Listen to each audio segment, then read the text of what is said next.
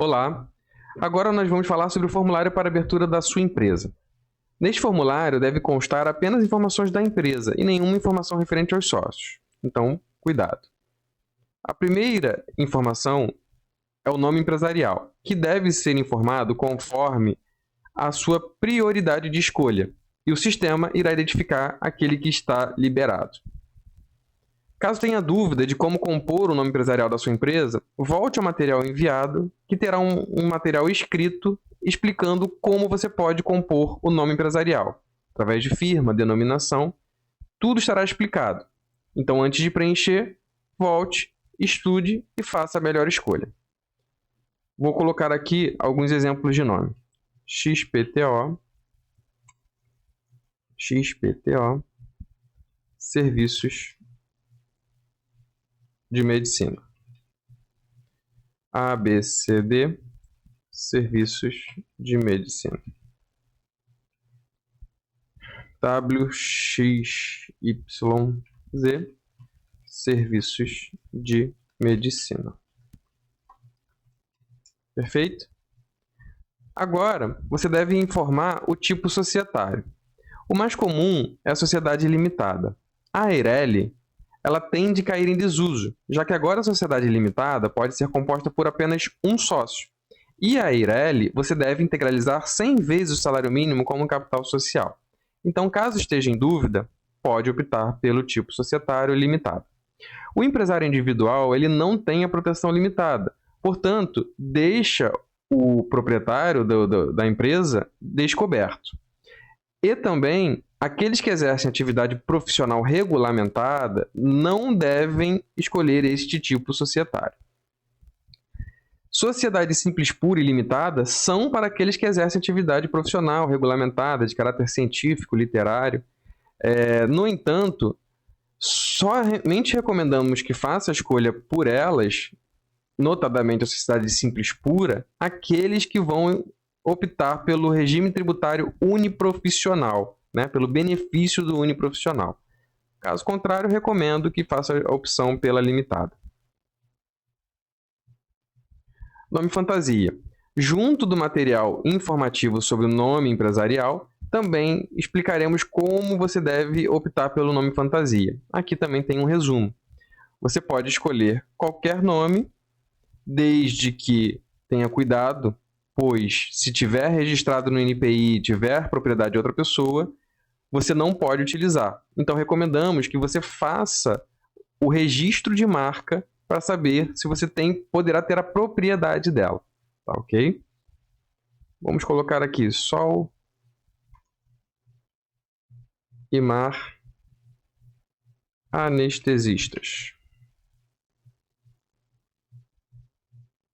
Agora você deve informar o nome dos sócios que irão compor a sociedade, para que a gente possa verificar se recebemos todos os formulários dos sócios que necessitam enviar informações para a nossa base.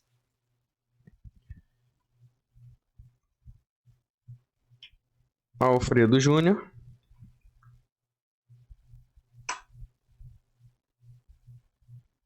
Caso queira adicionar mais, Maria Fulana. Caso queira adicionar mais um, José das Couves. Ok? Capital social. Você deve informar o capital social total da empresa. Vamos dizer que os três tenham integralizado um total de R$ 1.500. O número do IPTU ele é importante, principalmente para aqueles que exercem atividade fora do Rio de Janeiro. Agora você deve informar se irá contratar o nosso serviço de sede virtual. Caso deseje contratar, a sua empresa ficará estabelecida no nosso endereço. Marcando sim, nós informamos que contratando o serviço de sede virtual, seu endereço ficará situado a Rua Cerqueira d'Alto, número 183, sala 207. Caso não contrate, você deverá informar o endereço. Cuidado, pois o serviço tem um custo adicional. Rua das Marrecas, número 161, casa 2. Bairro OBD, cidade Rio de Janeiro, estado Rio de Janeiro. O CEP, cuidado, pois não tem um verificador. O país já vem pré-preenchido, mas você pode alterar. Lembrando que você não pode, já que aqui você está abrindo uma empresa no Brasil, nós não abrimos empresas no exterior, então será Brasil sempre. Forma de utilização do estabelecimento. Ponto de referência. O sócio deve residir no mesmo local. Então, caso você esteja abrindo a sua empresa na sua casa, você deve marcar esta opção. Simples escritório. É quando está abrindo uma empresa no endereço comercial, mas não irá exercer atividade no local. Para empresas comerciais, por exemplo, não poderá haver circulação de mercadoria, estoque, etc.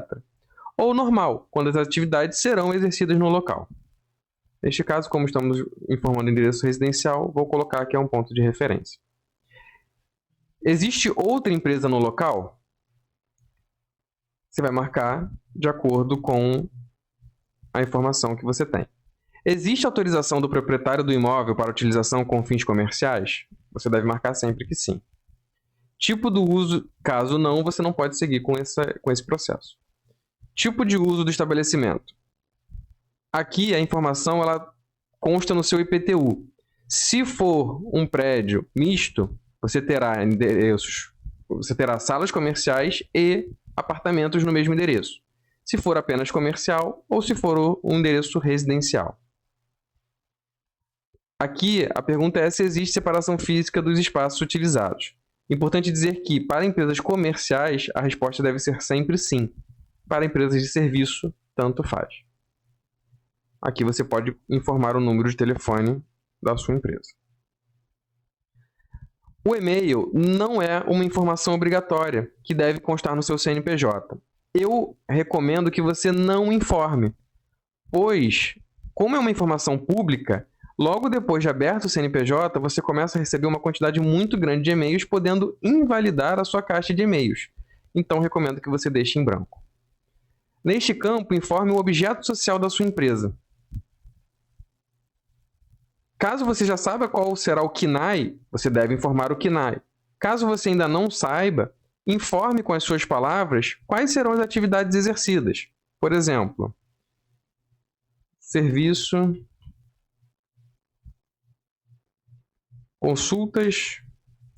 consultas médicas, exames em clínicas de terceiros. É um exemplo de como você pode escrever. E detalhe sempre que possível. Por exemplo, exame. Qual tipo de exame? Eletrocardiograma. Dê a maior quantidade de informações possíveis para que a gente possa identificar os melhores tipos de KNAI e CAI para a sua empresa. Agora informe qual será o tipo tributário. Se você ainda não sabe, marque não sei. Caso você já saiba, é só escolher o tipo.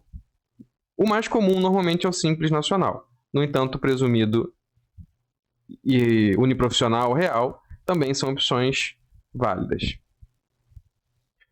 O porte da sua empresa. Para as empresas ME, você deve verificar se a sua empresa terá um faturamento de aproximadamente 30 mil mês, que dará 360 mil em 12 meses. Para empresas EPP, vai de 360 mil a 4,8 milhões ano. E para aqueles que estão fora dessas faixas, devem informar como normal. Cuidado, pois aqueles que estão em dúvida entre ME e EPP, eu sempre oriento a EPP, já que 30 mil pode ser um faturamento relativamente comum para quem está começando, mas uma meta factível para aqueles que desejam, alcançar ou ultrapassar essa meta. Para aqueles que desejam alcançar ou ultrapassar essa meta, eu solicito que marque a opção EPP. Agora, basta informar que essas declarações são verdadeiras e enviar. Pronto, o seu formulário foi enviado.